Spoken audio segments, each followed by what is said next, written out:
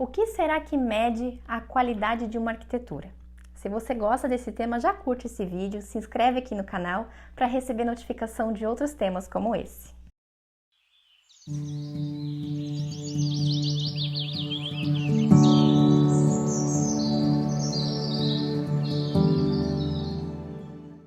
Cada vez mais se fala sobre qualidade ser melhor do que quantidade, em diversos aspectos.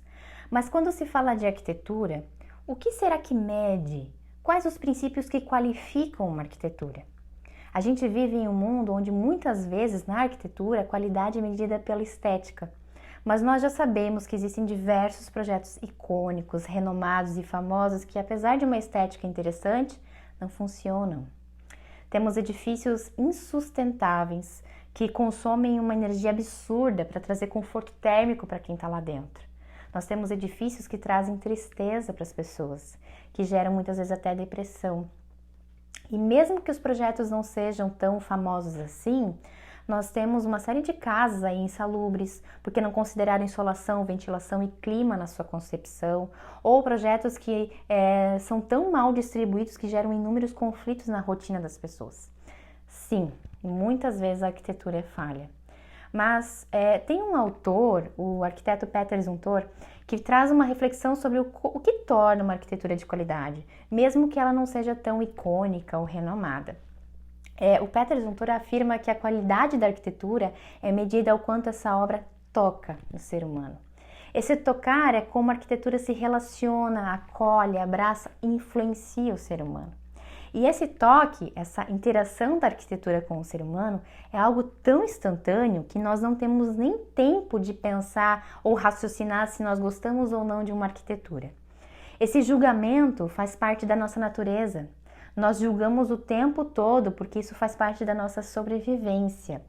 E para explicar isso, eu gosto sempre de fazer uma analogia com o efeito manada.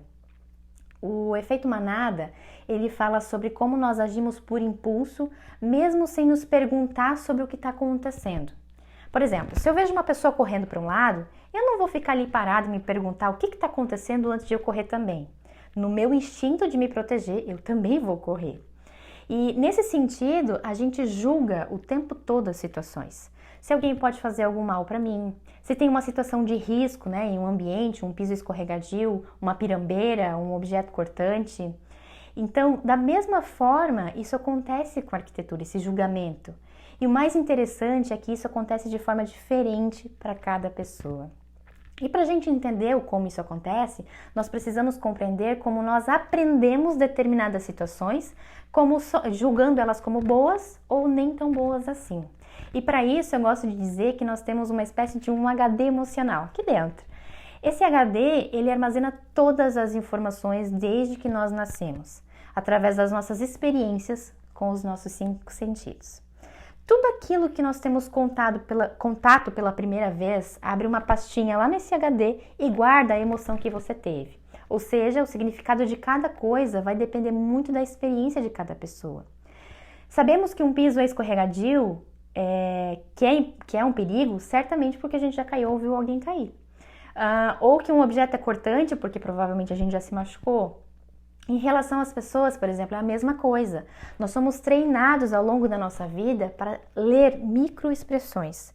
Por isso que nós sabemos quando uma pessoa está mentindo, quando ela está sendo sincera ou até irônica. E o que é que isso tem a ver com a arquitetura? Bom, se nós guardamos todas as nossas experiências sobre tudo na nossa vida, com os ambientes também é a mesma coisa. Existem pessoas que não gostam de ambientes fechados, outras preferem lugares mais escuros. Há quem prefira escolhas mais coloridas, outras mais neutras. Então isso significa que a arquitetura vai tocar as pessoas de forma diferente. A minha impressão sobre uma casa pode ser totalmente diferente da tua impressão. E é por isso que eu defendo tanto que um projeto de uma casa ela precisa ser única, precisa ser construída com base nas experiências dos moradores. É preciso conhecer um morador para fazer realmente um projeto personalizado. E é aqui que entra um ponto muito importante. Como é que eu vou conhecer o morador? Geralmente essa etapa de compreender o que o cliente precisa é na reunião de briefing. E é muito comum usar um questionário com perguntas para isso.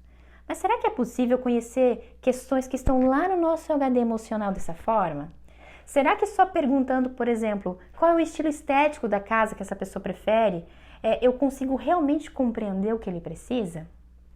Nós, arquitetos, corremos um sério risco quando nós olhamos somente para os aspectos estéticos da arquitetura quando lidamos com o nosso cliente, se não olhamos além disso.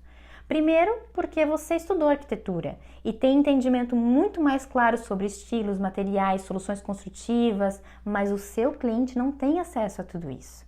Perguntar sobre estilo, por exemplo, pode ser um tiro no pé. Porque quantas vezes eu já ouvi alguém pedindo algo moderno e no fim ela queria me comunicar uma outra coisa totalmente diferente do que nós arquitetos sabemos que é o estilo moderno, criado lá na Bauhaus, nos anos de 1926.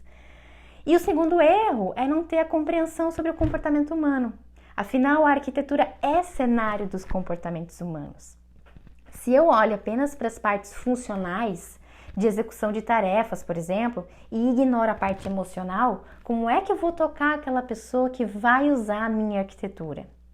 Então é com isso que precisamos estar atentos, com um olhar mais sensível, empático, compreender quem vai usar o espaço projetado, para que independente da escala de projeto, se vai ser grande ou um pequeno empreendimento, um lar ou um comércio, uma igreja ou uma escola, ou se vai ser uma obra famosa ou até mais humilde, a qualidade dela vai ser medida em como ela toca quem vai viver ali.